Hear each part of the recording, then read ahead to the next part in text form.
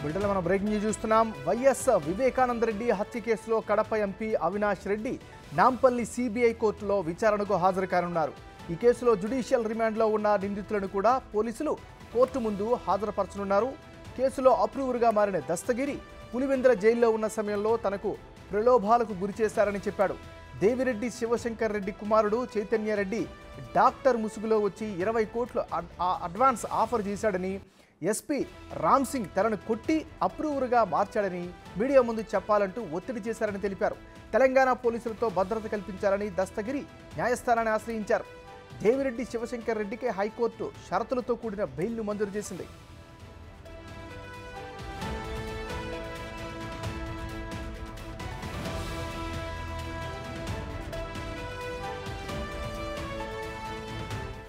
Right, next ఏం జరగబోతుంది మా రానా చెప్తారు. రానా చెప్పండి, ఏం జరగబోతుంది?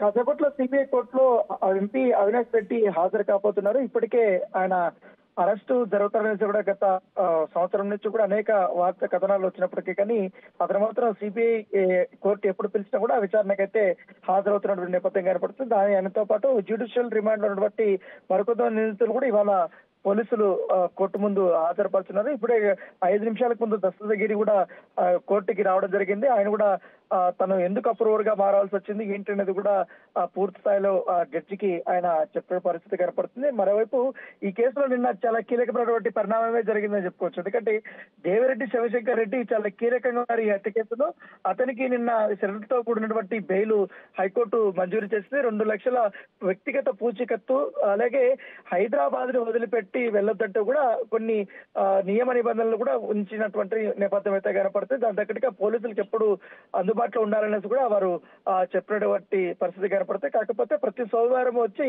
సిసిఎస్ అధికారుల వద్ద ఆయన హాజరు కావాలంటూ కూడా హైకోర్టు ఆర్డర్ ఇచ్చినటువంటి నేపథ్యం కనపడుతుంది. అయితే పక్క ఈ కేసు నడుస్తూనే ఉంది.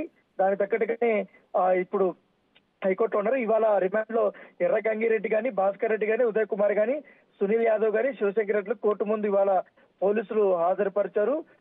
దాంతో పాటు ఈ దేవిరెడ్డి శివశంకర్ రెడ్డి కూడా ఇవాళ ఆయన బెయిల్ ఉన్నప్పటికీ పోలీసులు కోర్టుకి తీసుకొచ్చినటువంటి నేపథ్యం ఏర్పడుతుంది. అయితే ఈ రోజు మధ్యాహ్నం తర్వాత జించలగూడ జైలు నుండి A5 నిందితున్నటువంటి దేవిరెడ్డి శివశంకర్ రెడ్డి యాక్చువల్ గా రిలీజ్ కావాలి. అంతకంటే ముందు కోర్టులో ప్రొడ్యూస్ చేసిన తర్వాత ఆల్రెడీ బెయిల్ పేపర్స్ ఉన్న నేపథ్యంలో అతన్ని ఈ రోజు రిలీజ్ చేసే అవకాశాలు ఉన్నట్టుగా మనకు సమాచారం అయితే ప్రస్తుతం అయితే ఈ కేసులో విచారణ అయితే చాలా వేగవంతంగానే జరుగుతుందనేసి కూడా సిబిఐ అధికారులు చెప్తున్నటువంటి నేపథ్యం కనపడుతుంది. అనేక రకాలుగా కూడా మేము విచారిస్తున్నాం, అనేక ఎవిడెన్స్ కూడా మేము తీసుకొస్తున్నాం కాబట్టి తదుపరిగా విచారణ చేస్తున్నాం. కోర్టు డిసిషన్ తీసుకుంటే దానికి మేము పూర్తి స్థాయిలో ఈ యొక్క ఎవిడెన్స్ సబ్మిట్ చేస్తామనేసి కూడా అధికారులు చెప్తున్నారు. Nagaraju, right, thank you Rana.